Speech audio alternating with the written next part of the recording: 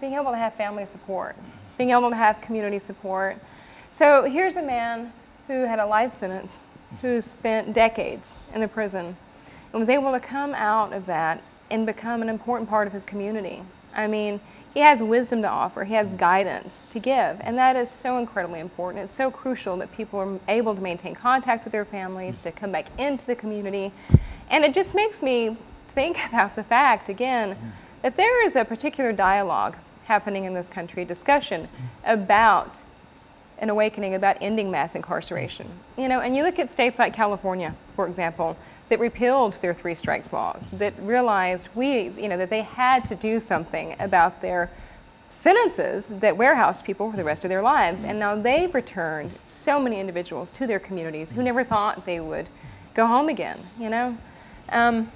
We think about the prison system. We were talking about in the first segment. We were talking about the violence in the prisons. And something that I think is so important for your viewers to understand, there are reasons for the violence. And that reason is not because the prisons are just full of wild animals and monsters who can't control themselves. But when you have people who are hopeless, who don't have jobs, who don't have programs, who don't have access to their families sometimes, people who are cut off from their communities, who are shipped far from their communities, have no way to get commissary if there isn't someone on the outside to help. If there is no hope, then people become desperate. Very good. And of course, Mr. Odume, give us some information in reference to your situation over the last 4.5 or 5 minutes. Right. Well, I would start out by saying that just trying to pick up on what Jenny was saying. Well, first off, I spent nearly 3 decades in prison, and what I've seen over the years, particularly since this new commissioner came in and the governor, they came in and just turned everything upside down in terms of, I think everybody understands prison is prison, and people are sent there for punishment and that stuff there, but I don't think that that's no reason that people, begin to, dehumanize people in such a way that, because most people sitting in prison coming home, and Pastor Walker kind of said it earlier about the way that you treat people. I mean, if you treat somebody less than human and for years upon years and send them out into society, you're sending out a ticking time bomb. I think that a lot of the stuff that's going on in the prison that then created this violence, not only among other inmates, but also against staff, is that some of these asinine policies that the commissioner came in with that don't have no penological value whatsoever in terms of trying to have people, give people space to correct themselves. It's like Ben said, certainly we have personal choice in that stuff there, but the reality is that I think that we also too have to realize and understand that we're dealing with a system, industry first off, and I want to say this to the people that's out there watching, particularly the ones sitting in prison. Prison is an industry, and billions of dollars are involved, and based on that, somebody going to jail. Bottom line, we know somebody going to jail because there's too much money involved, too many people sitting, feeding off of this misery that's created in some people's lives. I mean, the people that, when you look at crime rate, particularly drug stuff, that sent got a lot of people sitting in prison, nonviolent people sitting in prison.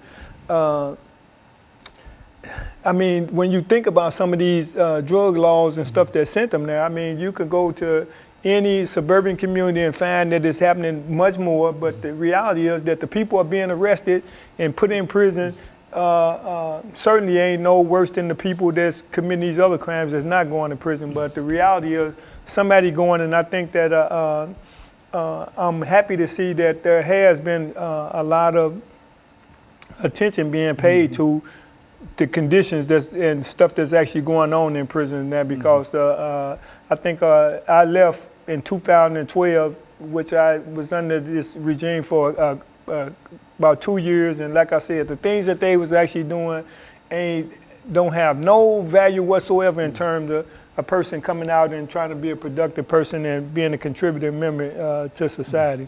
Ms. Alexander, close us out today. I just think people have to be aware, and people are becoming aware but listen. You know, listen to what the people behind the walls are saying. Right. Listen to what the employees are saying. Listen to what the prisoners are saying. Listen to what the families of prisoners are saying. This has value. It has meaning. And finally, we're having some light shown in an area which by its very nature is secret and it's closed off. You know, an institution, a prison can keep anyone or any program or any volunteer or any educational opportunity out, and all it has to say is for the security of the institution. What it really means is for the security of maintaining its secrets. And it's time for those secrets to end, and it's time for the public to understand what it's paying for and the product that it can expect from that. It's time to end this. It's real quick, can I pick up on this point what she's saying about when you're talking about pay? I heard the governor talking about that they want to give bonuses for people that's new employees coming in, and they can take that $600 or whatever they're actually doing and actually put it toward some of these programs. Then you wouldn't have the problem in terms of the violence, and you certainly wouldn't have the officers quitting in droves like they quitting. Very good. And of course, let me thank the three of you as well as others who came by to give us such excellent information today. Excuse me. Let me encourage our audience to tune in again next week to another